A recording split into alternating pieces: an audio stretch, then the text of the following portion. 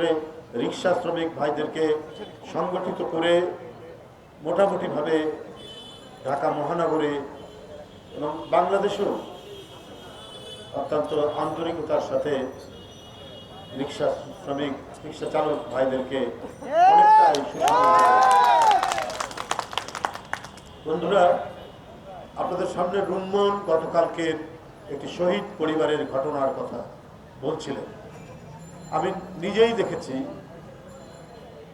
নিরবচ্ছিন্ন কান্না কাকে বলে, সেই কান্নায় চোখের পানি দেখা যায়, কিন্তু অবিরামভাবে অশ্রু বিসর্জন দিয়ে যাচ্ছেন বিএম শাহীন কলেজের ছাত্র শহীদ আহনাফের মা এবং বাবা। এই অনন্ত কান্না, এই কান্না যেন থামে না। চোখ দিয়ে হয়তো সবসময় পানি পড়ছে না, কিন্তু হৃদয়ের মধ্যে তার কান্নাটা ঝরে যাচ্ছে। তারা কোনো সহযোগিতা, শুভেচ্ছা, কোনো কিছুরই প্রত্যাশী নয়। আমি কথা বলে দেখেছি, তারা প্রত্যাশা করছে ঘাতকদের বিচার হোক, এটাই দেখে যেতে চায়। এমন ফুটফুটে তাজা তরুণ কিশোর আহনাফ, তাকে তাক করে টার্গেট করে গুলি যারা করে, তাদের আত্মায় মানুষের আত্মা না, তাদের আত্মার মধ্যে ছিল রক্ত পিপাসু কোনো নেকড়ের আত্মা। না হলে এই ফুটফুটে শিশুদেরকে এইভাবে গুলি করে মারত না। শেখ হাসিনা, ওর কাছে মানবতা, শিশু, কিশোর, নারী এর কোনো মূল্য নেই। ওর কাছে একটাই মূল্য, সেটা হচ্ছে বাংলার সিংহাসনটা তার চাই চাই। আর এই সিংহাসন রক্ষা করার জন্য ও 16 বছর ধরে তাণ্ডব চালিয়েছে সারা বাংলাদেশে। কত মায়ের কোল খালি করেছে, কত স্ত্রীকে বিধবা করেছে, কত পরিবারকে সন্তান হারা করেছে, তার কোনো ঠিকানা নেই, তার কোনো হদিস নেই। সমগ্র 16 বছরটাই ছিল মরশিয়া আর শোকের 1.5 দশক। আমরা যদি শেখ হাসিনার 1.5 দশককে যদি বিবেচনা করি, এটা হবে জনগণের জন্য শোকের 1.5 দশক। কারণ গুম ছিল শেখ হাসিনার কাছে একটা খেলা, ক্রস ফায়ারে হত্যা ছিল শেখ হাসিনার কাছে একটি আনন্দের বিষয়। কারণ ও যখন শুনতো যে বিএনপির একজন নেতাকে গুম করা হয়েছে, তখন সে আনন্দিত হতো। সে যখন শুনতো যে কোনো তরুণ ছাত্র নেতাকে ক্রস ফায়ারে মেরে ফেলা হয়েছে জনির মতো, তখন শেখ হাসিনা আনন্দে আহ্লাদিত হতেন। শেখ হাসিনা রক্ত দেখলে, লাশ দেখলে তার বিরোধী পক্ষের, এইটাতে উনি খুব খুশি হতেন। শেখ হাসিনা ছিলেন মানসিকভাবে অসুস্থ একজন নারী। তার কাছে দেশের শান্তি, স্বস্তি, এটার কোনো মূল্য ছিল না। একজন ব্যক্তি জিজ্ঞেস করেছিলেন আমাকে, ভাই আপনারা যে ফ্যাসিবাদ ফ্যাসিবাদ বলেন, এই ফ্যাসিবাদের অর্থ কি?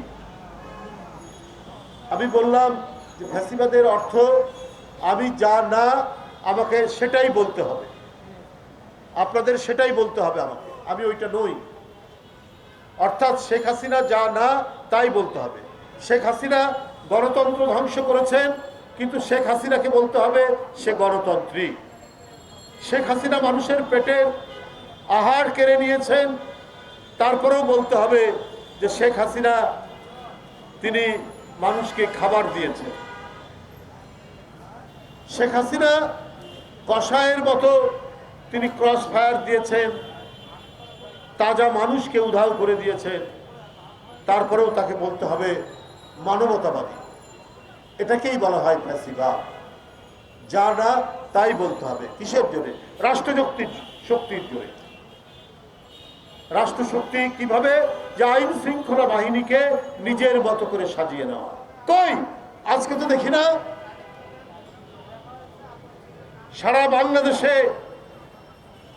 কত মানুষ মারা যাচ্ছে বিভিন্ন সামাজিক সংঘাত সংঘর্ষে।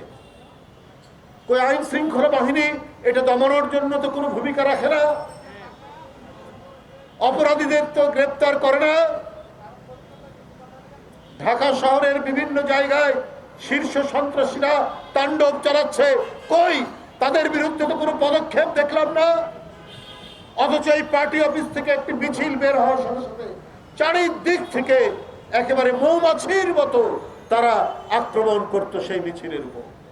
সে যদি গ্রামের ধান ক্ষেতের মধ্যে লুকিয়ে থাকতো বা বাঁশঝাড়ের মধ্যে লুকিয়ে থাকতো, তাহলেও আমরা দেখেছি আইন শৃঙ্খলা বাহিনী, র্যাব, পুলিশ সেইখানে গিয়ে তাদেরকে ধরে নিয়ে এসছে। তো আজকে যারা সমাজ অপরাধী তাদেরকে গ্রেপ্তার করে আজকে সমাজে শান্তি শৃঙ্খলা আনা হচ্ছে না কেন? যারা আহরাবকে গুলি করে মেরেছে, যারা আবু সাইদকে হত্যা করেছে, যারা মুগ্ধকে হত্যা করেছে, তারা আইন শৃঙ্খলা বাহিনীর লোক। অথচ তাদেরকে কেন আইনের আওতায় নিয়ে এসে বিচার করা হচ্ছে না? তাদেরকে কারা আইনের আওতা থেকে রেহাই দিচ্ছে, তাদেরকে আমরাও চিহ্নিত করে রাখছি। আজকে কেন আহরাবের মায়ের চোখ দিয়ে এখনো কান্না গড়িয়ে পড়বে? এখনো কেন মুগ্ধের মায়ের অশ্রু সংবরণ হবে না? আবু সাইদের মায়ের চোখ দিয়ে পানি সংবরণ হবে না? যদি আজকে এই ঘাতক, এই কসাইদেরকে যদি গ্রেপ্তার করতেন, তাহলে কিন্তু হয়তো তাদের বাপ মায়ের প্রাণ কিছুটা শীতল হতো। কিন্তু সেটা আপনারা করতে পারেননি। বরং আমরা কি দেখছি, বিভিন্ন জায়গায় মামলার নামে যে বাদী, তিনি বিএনপির আরেক লোককে আসামি করছেন। এই চক্রান্ত প্রায় জায়গায় হচ্ছে এবং এর সাথে কারা কারা জড়িত, কে কে এই কাজগুলো করছেন সেটাও আমরা জানি। যারা 15-16 বছর লড়াই করছেন তাদের অনেককে আসামির নামের মধ্যে নাম দেওয়া হয়েছে। শুধুমাত্র কোথাও এলাকায় কেউ পয়সা দিয়ে কোনো না কোনোভাবে এই কাজটি করা হচ্ছে। এর তো প্রথম প্রাথমিক দায়িত্ব এখন যারা থানায় যারা কর্মরত আছেন তারাই তো ওই সমস্ত অপরাধীদেরকে ধরবেন। এক যুবলীগ, ছাত্রলীগ, আর সবচেয়ে বড় কাজ করেছে হচ্ছে আইন শৃঙ্খলা বাহিনী। আইন শৃঙ্খলা বাহিনীর এই অপরাধী যারা মুগ্ধের জীবন কেড়ে নিয়েছে, যারা আহরাবের জীবন কেড়ে নিয়েছে, যারা ফারহানের জীবন কেড়ে নিয়েছে, যারা ওই 5 বছরের শিশু বাচ্চা আহাদের জীবন কেড়ে নিয়েছে, আবু সাইদের জীবন কেড়ে নিয়েছে, তাদের জন্য আপনার এই মহল্লা থেকে, এর ভিতর থেকে কেন বাদী তৈরি করা হবে? এর জন্য তো রাষ্ট্রই হবে বাদী। বন্ধুরা আমার, এই ঘটনা সর্বত্র। আজকে সাইমা ওয়াজেদ পুতুল তার সূচনা নামে একটি ফাউন্ডেশন করেছিলেন। দুদক খোঁজ করে দেখছে এই নামে কোনো ফাউন্ডেশন নেই। শেখ হাসিনার ছেলে জয়, সেও একটি বিনিময় নামে একটি প্রতিষ্ঠান করেছে। বিনিময় না কি নামে, সেটাও খোঁজ করে দেখছে, তার নাই। প্রতারক যখন রাষ্ট্র ক্ষমতায় থাকে তার সন্তানদেরকেও প্রতারক বানায়, তার প্রমাণ হচ্ছে শেখ হাসিনা এবং তার ছেলেমেয়েরা। উনি নাকি কর্মসূচি দিয়েছে, এটা সত্য কিনা জানি না, ফেসবুক উঠেছে, এটা কতটুকু সত্য বলতে পারবো না, বা অথবা তারই নির্দেশে কেউ এসব ছড়িয়ে দিচ্ছে প্রতিক্রিয়া জানার জন্য। এখন কি মুগ্ধের রক্তের দাগ শুকিয়েছে? আহরাবের রক্তের দাগ শুকিয়েছে? শুকায়নি। আবু সাইদের রক্তের দাগ বসে। আপনি যে $10,000 কোটি ঋণ নিয়েছেন, যে ঋণের কারণে প্রায় 1.25 লক্ষ টাকা আজকে নবজাত শিশুর মাথার উপরে এই ঋণের বোঝাটি চেপেছে, এটা কি জন্য নিয়েছিলেন? আপনার ব্যবসায়ীদেরকে, আপনার পছন্দের ব্যবসায়ীদেরকে দিয়ে বিভিন্ন মেগা প্রজেক্টের কাজ করিয়ে বাদবাকি টাকা পাচার করাবে। নামমাত্র কাজ নেই। তার প্রমাণ তো এখন আমরা পাচ্ছি প্রতিদিন প্রতিনিয়ত।